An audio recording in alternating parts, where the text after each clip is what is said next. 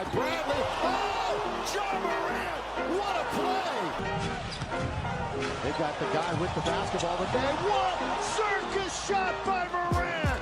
What a shot! Emoni Bates, a highly talented wing player, made the decision to commit to the University of Memphis.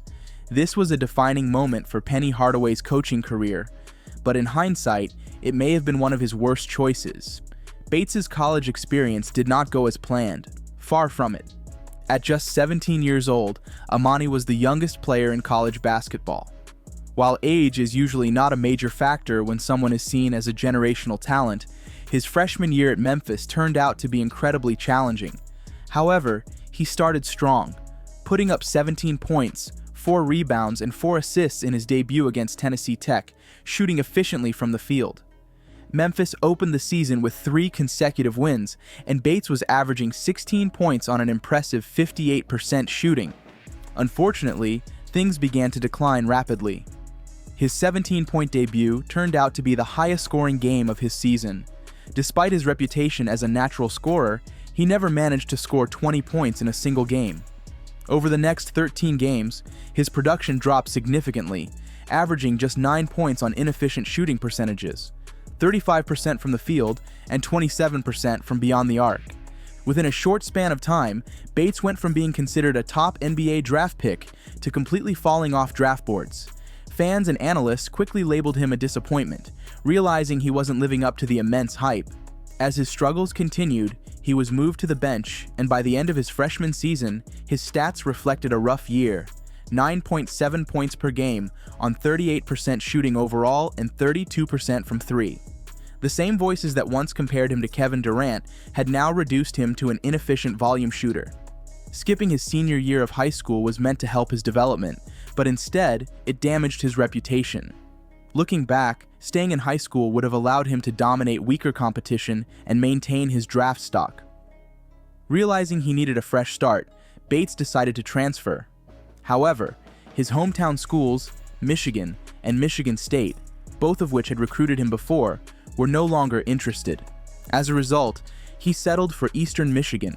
His return home didn't begin well. He was arrested for allegedly carrying a firearm without a license, facing serious legal trouble.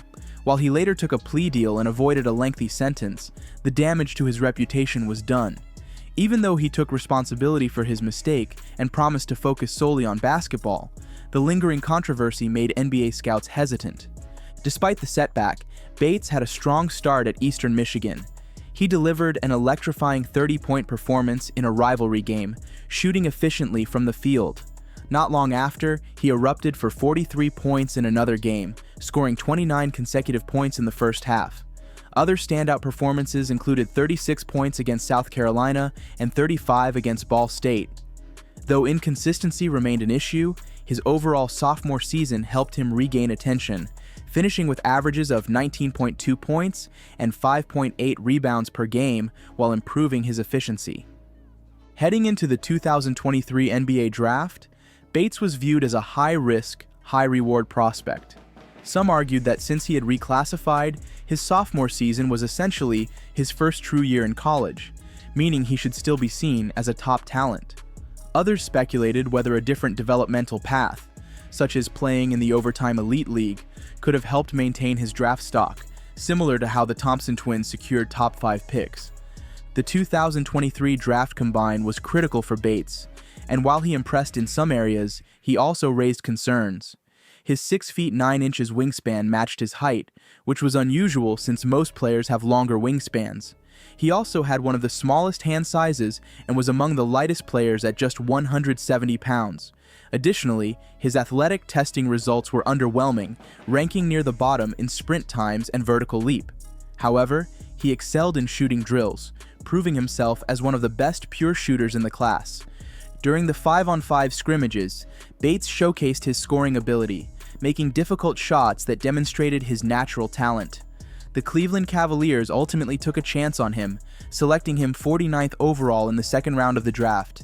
A few years earlier, no one would have believed that Bates would be available that late, but his stock had fallen dramatically.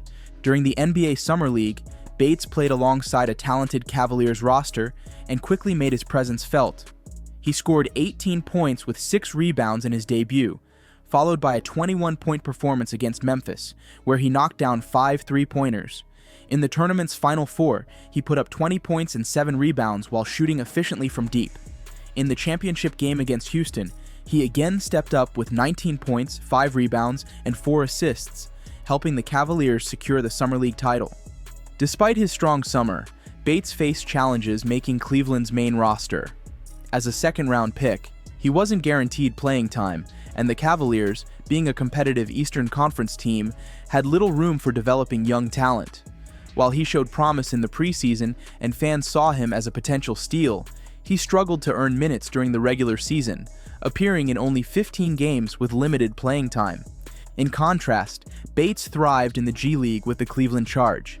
He immediately made an impact, averaging 24.8 points and 5.1 rebounds while shooting 46% from the field and 41% from three.